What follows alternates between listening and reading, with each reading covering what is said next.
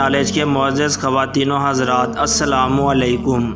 ملک یمن پر ایک بادشاہ حکومت کرتا تھا۔ وہ بادشاہ بڑا رحم دل اور انصاف پسند تھا۔ اس کا بیٹا شہزادہ زمان بھی اپنے باپ کی طرح دلیر تھا۔ بادشاہ کو شکار کا بہت شوق تھا۔ وہ اکثر گھنے جنگلوں میں شکار کھیلنے جاتا۔ ایک مرتبہ گرمی کا موسم تھا۔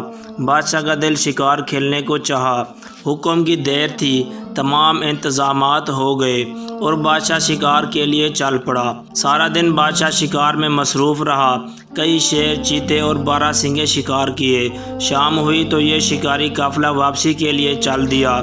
ابھی آدھا سفر بھی نہ کیا تھا کہ بادشاہ کو ایک نہایت ہی خوبصورت ہرن نظر آیا۔ بادشاہ نے فوراً کمان میں تیر چھوڑا اور نشانہ لے کر چھوڑ دیا۔ ادھر کمان سے تیر نکلا، ادھر ہرن چوکڑیاں بھرتا ہوا بھاگ گیا۔ نشانہ خطا ہو گیا تو بادشاہ کو بہت غصہ آ گیا۔ اس نے گھوڑے کو ایڑی لگائی اور ہرن کا تعاقب میں چل دیا۔ محافظ اور وزیر وغیرہ بھی پیچھے لگے، مگر بادشاہ تیز رفتاری سے گھوڑا دوڑاتا ان کی نظروں سے اوجھل ہو گیا۔ بادشاہ نے کئی بار ہرن کا نشانہ لے کر تیر چلائے، لیکن ہرن کو ایک بھی نہ لگا اور وہ جھاڑیوں میں غائب ہو گیا۔ رات کا اندھیرا جنگل میں اترنے لگا تھا۔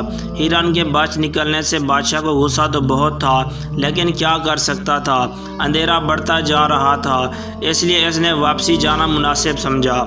بادشاہ نے گھوڑے کی لگام موڑی اور ایڑی لگانے والا تھا کہ راہ کی خاموشی کو چیرتی کسی کی رونے کی آواز اس کے کانوں میں پڑی۔ بادشاہ چونک پڑا۔ آواز کسی عورت کی تھی۔ اس ویران اور بھیانک جنگل میں عورت کہاں سے آ گئی؟ پہلے تو بادشاہ یہ سوچ کر گھبرا گیا کہ کوئی بھوت یا چڑیل تو نہیں، لیکن پھر اسے خیال آیا کہ ممکن ہے کوئی مظلوم عورت ہو۔ رونے کی آواز قریب سے ہی آ رہی تھی۔ بادشاہ گھوڑے سے اتر آیا اور لگام تھام کر اس کی طرف بڑھا۔ درختوں کے جھنڈ میں ایک پرانا کنواں تھا، جس کی منڈیر پر ایک نہایت ہی خوبصورت عورت بیٹھی رو رہی تھی۔ اس کا رنگ دودھ جیسا سفید اور بال سنہری تھے۔ اس نے پھٹے پرانے کپڑے پہن رکھے تھے۔ بادشاہ نے نزدیک جا کر بڑے نرم لہجے میں پوچھا، اے خاتون، تو کون ہے اور اس ویران جنگل میں کیوں رو رہی ہے؟ میں اس ملک کا بادشاہ ہوں، مجھے بتاؤ کہ تم پر کس نے ظلم کیا؟ عورت نے آنسو بہاتے ہوئے کہا، اے بادشاہ، میرا نام شہزادی نگینہ ہے۔ میں پڑوسی ملک کی رہنے والی ہوں۔ میرا باپ مر گیا تو چچا نے ساری جائیداد پر قبضہ کر لیا اور مجھے جنگل میں خونخوار جانوروں کا لقمہ بننے کے لیے چھوڑ دیا ہے۔ یہ کہہ کر وہ زور زور سے رونے لگی۔ بادشاہ کو اس پر رحم آیا۔ بادشاہ نے اس کو اپنی ملکہ بنانے کا فیصلہ کیا۔ اس کی پہلی بیوی تو کئی سال سے فوت ہو چکی تھی۔ بادشاہ نے شہزادی نگینہ کو گھوڑے پر بٹھایا اور واپسی چل دیا۔ تھوڑی دور ہی گیا تھا کہ اس کے وزیر اور محافظ بھی مل گئے جو اسے ڈھونڈتے پھر رہے تھے۔ بادشاہ ان کے ساتھ واپس محل میں لوٹ آیا۔ اگلے دن بادشاہ نے نگینہ سے شادی کر لی اور وہ نگینہ ملکہ بن گئی۔ گھر خاص گھی کے چراغ جلنے لگے۔ ہر طرف بہت خوشی منائی گئی اور جشن منائے گئے۔ شہزادے زمان کو بھی بہت خوشی ہوئی تھی۔ وقت اس طرح گزرتا چلا گیا، مگر نئی ملکہ کے آنے کے کچھ ہی عرصے بعد بادشاہ کی طبیعت خراب رہنے لگی۔ وہ دن بدن کمزور ہوتا جا رہا تھا۔ شہزادہ زمان، وزیر اعظم اور دوسرے درباری بڑے پریشان ہوئے۔ ملک کے بڑے بڑے مشہور حکیم و طبیب نے علاج کیا، مگر کوئی فائدہ نہ ہوا، حتیٰ کہ بیمار ہو کر چارپائی سے لگ گئے۔ اس نے کھانا پینا بھی چھوڑ دیا تھا۔ اب تو شہزادہ زمان بہت پریشان ہوا کہ اب کیا کریں۔ دور دور کے ممالک سے حکیم منگوائے گئے، لیکن بیماری کا علاج تو ایک طرف رہا، یہ بھی نہیں پتہ چل سکا کہ مرض کیا ہے۔ بادشاہ کا رنگ زرد پڑ چکا تھا اور آنکھوں کے نیچے کالے نشان بن گئے تھے۔ شہزادے زمان نے فیصلہ کیا کہ ملک کے سب سے بڑے نجومی کے پاس جانا چاہیے تاکہ پتہ تو چل سکے بات کیا ہے۔ یہ نجومی شہر سے دور ایک پہاڑی علاقے غار میں رہتا تھا۔ شہزادہ زمان اس کے پاس پہنچا تو اس نے حساب لگا کر کہا، بادشاہ سلامت کی بیماری کی وجہ ملکہ ہے۔ شہزادہ اچھل پڑا اور بولا، یہ کس طرح ہو سکتا ہے نجومی بابا؟ میں تمہاری بات نہیں سمجھا۔ نجومی نے کہا، اے قابل احترام شہزادے، میرا حساب بتاتا ہے کہ ملکہ اصل میں انسان نہیں ہے، بلکہ ناگن ہے۔ انتہائی خطرناک اور زہریلی ناگن ہے۔ جب کوئی سانپ 500 سال کا ہو جاتا ہے اور ان 500 سالوں میں کسی انسان کی نظر اس پر نہ پڑے تو اسے یہ حق حاصل ہو جاتا ہے کہ وہ جب چاہے انسان یا کسی بھی جانور کی شکل دھار سکتا ہے، بلکہ یہ بھی ایک ایسی ہی ناگن ہے جسے روپ بدلنے کی طاقت مل چکی ہے اور اب وہ بادشاہ کے جسم میں اپنا تھوڑا تھوڑا سا زہر داخل کر رہی ہے۔ نجومی بابا، اگر تم صحیح کہہ رہے ہو تو ایک بات سمجھ میں نہیں آتی، آخر ناگن کو بادشاہ سلامت سے کیا دشمنی ہے جو انہیں مار ڈالنا چاہتی ہے؟ نجومی نے دربار زاچہ بنایا اور کہا، شہزادے حضور، آج سے 10 سال قبل بادشاہ سلامت نے جنگل میں ایک نانگ کو ہلاک کر دیا تھا۔ وہ کالا نانگ اور ناگن بھائی تھے اور یہ انتقام لے رہی ہے۔ وہ چاہے تو بادشاہ کو ایک بار ڈھانس کر ہلاک کر ڈالے، مگر وہ اپنا زہر تھوڑا تھوڑا بادشاہ کے جسم میں داخل کر رہی ہے تاکہ وہ سسک سسک کر مرے۔ شہزادے نے یہ سنا تو غصے سے کانپنے لگا اور اس نے تلوار نکالی اور لہرائی اور گرجا، میں اس بدبخت ناگن کو ابھی جا کر ٹکڑے ٹکڑے کر دوں گا۔ نہیں شہزادے حضور، ایسا کرنا مناسب نہ ہوگا، وہ بڑی چالاک ہے، اگر آپ کا وار خالی گیا تو وہ آپ کو ہرگز نہیں چھوڑے گی اور ڈس لے گی۔ نجومی بابا، شہزادے ناگن کو آپ صرف اسی وقت ہلاک کر سکتے ہو جب وہ ناگن کے روپ میں ہو۔ آپ کا تیر سیدھا ناگن کے پھن میں جا لگنا چاہیے۔ یاد رکھیں، اگر آپ کا نشانہ خطا ہو گیا تو آپ ناگن کے غصے سے کبھی نہ بڑھ سکیں گے، وہ آپ کو ہلاک کر دے گی۔ اے نجومی بابا، میں ملکہ کو انسان سے ناگن کے روپ میں آنے پر کس طرح مجبور کر سکتا ہوں؟ اس کا حل بھی میرے پاس ہے۔ میں آپ کو ایک خاص دوائی کی پوڑی دیتا ہوں۔ آج رات کھانا کھاتے وقت ہوشیاری سے وہ دوائی پانی میں حل کر کے ملکہ کو پلا دیجیے گا اور بادشاہ کی خواب گاہ میں موجود پانی کی سرائی کو خالی کر دینا۔ خواب گاہ کے دروازے پر تالا لگا دینا۔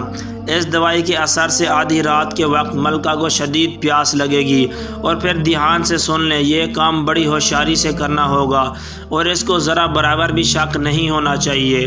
جیسے آپ نے کہا میں ویسے ہی کروں گا۔ یہ کہہ کر شہزادہ واپس محل میں آ گیا۔ رات ہوئی، کھانے کا وقت آیا تو شہزادے نے بڑی ہوشیاری سے ملکہ کے پانی کے گلاس میں دوائی ڈال دی۔ ملکہ کو پتہ ہی نہ چل سکا اور وہ پانی پی گئی۔ تھوڑی دیر بعد ہی شہزادہ اٹھ کھڑا ہوا۔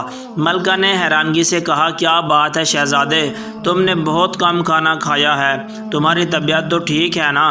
جی ہاں، بس آج بھوک کم لگی تھی، آپ اطمینان سے کھائیں، شہزادے نے مسکراتے ہوئے کہا اور کمرے سے باہر نکل آیا۔ وہ تیزی سے دوڑتا ہوا بادشاہ کی خواب گاہ پہنچا اور اس سرائی کا سارا پانی بہا دیا۔ اس کام سے فارغ ہو کر شہزادہ خواب گاہ کے سامنے والے کمرے میں چھپ گیا۔ کچھ دیر بعد ہی ملکہ خواب گاہ میں چلی گئی۔ شہزادے نے فوراً نجومی کی ہدایات کے مطابق باہر تالا لگا دیا اور خود تیر کمان لے کر روشن دان میں بیٹھ گیا۔ بادشاہ اور ملکہ مسہری پر پڑے سو رہے تھے۔ رات آدھی سے زیادہ گزر گئی تو یکا یک ملکہ کو زوردار پیاس لگی۔ وہ اٹھی اور سرائی سے پانی لینا چاہا، مگر سرائی تو شہزادے نے پہلے ہی خالی کر دی تھی۔ ملکہ نے دروازہ کھول کر باہر نکلنا چاہا، لیکن دروازہ تو باہر سے بند تھا۔ شہزادہ زمان روشن دان میں چھپا بیٹھا یہ سب کچھ دیکھ رہا تھا۔ دوائی کے اثر سے ملکہ کو ایسی زبردست پیاس لگی کہ اس کا منہ کھل گیا، جیسے حلق میں کانٹوں کا جنگل اگ آیا ہو۔ ملکہ بڑی پریشان ہوئی اور کہاں سے پانی حاصل کر کے پیاس بجھائے۔ خواب گاہ سے ایک چھوٹی سی خالی نالی باہر جاتی تھی۔ یہ خالی نالی گندے پانی کے نکاس کے لیے بنائی گئی تھی۔ ملکہ نے فیصلہ کیا کہ ناگن بن کر نالی کے راستے سے جا کر پانی پینا چاہیے۔ وہ دبے قدموں بادشاہ کے پاس آئی اور بادشاہ تو سارے گھوڑے بیچ کر سو رہا تھا۔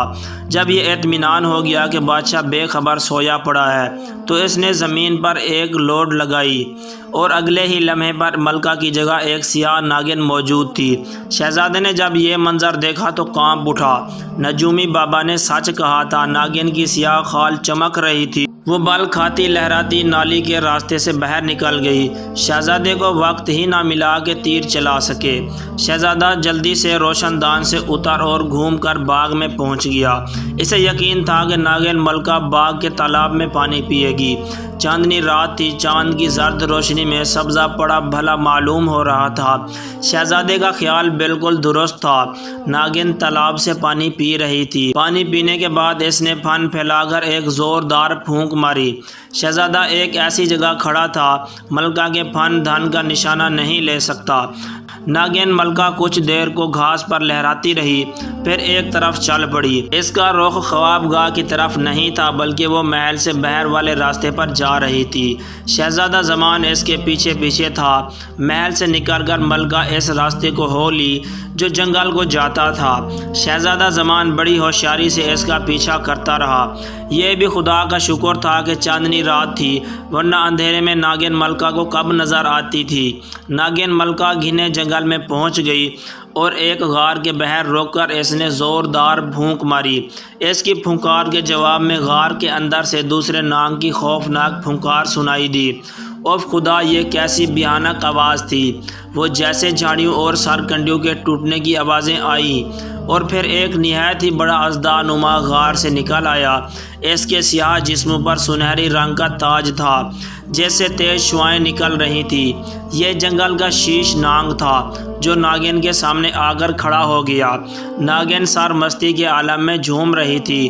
شیش ناگ کی آنکھیں شعلوں کی مانند دھک رہی تھی اور وہ دو شاخیں زبان بجلی کی طرح لب لبا رہا تھا۔ دونوں ناگ کچھ دیر ایک دوسرے کو دیکھتے رہے، پھر ناگن شیش ناگ سے لپٹ گئی اور وہ دونوں ناچنے لگے۔ شہزادہ زمان ایک درخت پر چڑھ گیا۔ یہ خوفناک منظر دیکھ رہا تھا۔ تیر کمان اس کے ہاتھ میں موجود تھا اور وہ مناسب موقع کی تلاش میں تھا۔ کچھ دیر تک تو وہ ناچتے رہے، پھر ایک دوسرے سے علیحدہ ہو گئے۔ شیش ناگ اپنی غار میں واپس چلا گیا۔ ناگن واپسی کے لیے مڑی تھی۔ یہی وہ لمحہ تھا جس کا شہزادے زمان کو انتظار تھا۔ ناگن کا پھیلا ہوا چپٹا سر اس کی آنکھوں کے عین سامنے تھا۔ شہزادے نے خدا کا نام لیا اور تیر چھوڑ دیا۔ ناگن کا اٹھا ہوا سر جھٹکے سے پیچھے جا گرا اور بڑے درد بھرے انداز میں پھونک ماری اور بال کھانے لگی۔ بال کھاتے ہوئے ناگن نے انسانی روپ میں آنے کی کوشش کی، لیکن ابھی اس کا اوپر کا آدھا دھڑ ہی انسانی شکل میں آیا تھا۔ اس کی جان نکل گئی۔ ناگن کی پھنکار سن کر شیش ناگ بڑے غضبناک انداز میں پھنکارتا ہوا غار سے نکلا اور اس کے منہ سے شعلے نکل رہے تھے جو آس پاس کی جھاڑیوں کو جلا کر خاک کر رہے تھے۔ شہزادہ زمان اس دوران کمان میں تیر لے چکا تھا۔ اس نے شیش ناگ کی دائیں آنکھ کا نشانہ لے کر تیر چھوڑ دیا۔ تیر نشانے پر جا بیٹھا۔ ناگ بری طرح بل کھاتا ہوا تڑپا۔ شہزادے نے جلدی سے دوسرا تیر چھوڑا اور ناگ کی بائیں آنکھ بھی ختم ہو گئی۔ شیش ناگ اندھا ہو چکا تھا، اسے کچھ بھی نظر نہیں آ رہا تھا۔ وہ پھنکاریں مارتا اپنا سر بار بار درختوں اور پتھروں پر مار رہا تھا۔ شہزادے نے پے در پے تیر چلانا شروع کر دیا اور ناگ کو ہلاک کر دیا، اور شہزادہ درخت سے نیچے اترا۔ اس کی نظر آدھی انسان اور آدھی ناگن ملکہ پر پڑی۔ شہزادے نے غار میں جا کر دیکھا تو کہیں کوئی اور سام تو نہیں ہے، مگر وہاں تو انسانی کھوپڑیوں اور ہڈیوں کا ڈھیر لگا ہوا تھا۔ یہ ان بد نصیب مسافروں کی ہڈیاں تھیں جو راستہ بھٹک کر شیش ناگ کی غار کی طرف آ نکلے تھے، اور وہ شیش ناگ نے انہیں ڈس کر ان کا گوشت نوچ نوچ کر کھا لیا تھا۔ نزدیک آ کر شہزادے نے مرے ہوئے شیش ناگ کا پھن خنجر سے چیر کر منکانہ باہر نکال لیا۔ سانپ کا منکانہ ایک بڑے ہیرے کی مانند چمکدار ہوتا ہے اور اس میں یہ خاصیت ہوتی ہے کہ یہ زہر کو چوس لیتا ہے۔ شیش ناگ کے منکانے کو جیب میں ڈال کر شہزادے نے مری ہوئی ناگن ملکہ کو اٹھایا اور محل کی طرف چل دیا۔ جس وقت میں محل میں پہنچا رات کی تاریکی چھٹنے لگی تھی۔ محل کے محافظوں نے جب شہزادے زمان کو ملکہ کی لاش اٹھائے دیکھا تو دنگ رہ گئے اور اس وقت ان کی چیخیں نکل گئیں۔ شہزادہ زمان بادشاہ کی خوابگاہ پہنچا۔ بادشاہ بے خبر پڑا ہوا تھا۔ شہزادے نے اسے بیدار کیا اور ساری کہانی سنا دی۔ دہشت کے مارے ایک بار تو بادشاہ لرز اٹھا۔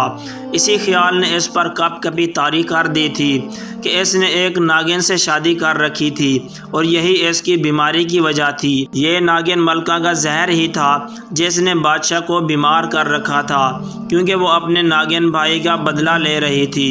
بادشاہ نے شہزادے زمان کو گلے لگا لیا اور کہا، بیٹا تم نے اپنی جان پر کھیل کر اس خبیث ناگن کو ہلاک کر کے مجھے نئی زندگی دی ہے۔